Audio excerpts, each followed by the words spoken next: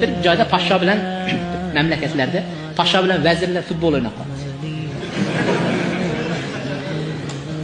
Shun bilan poshsho bir tepgan ekan, anaga Varatalning tepasidan o'tib ketdi top.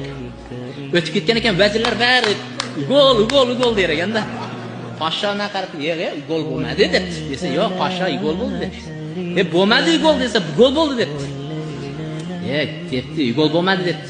Gol bo'ldi desa, muftini olib kelinglar debdi. Muftini olib kelibdi.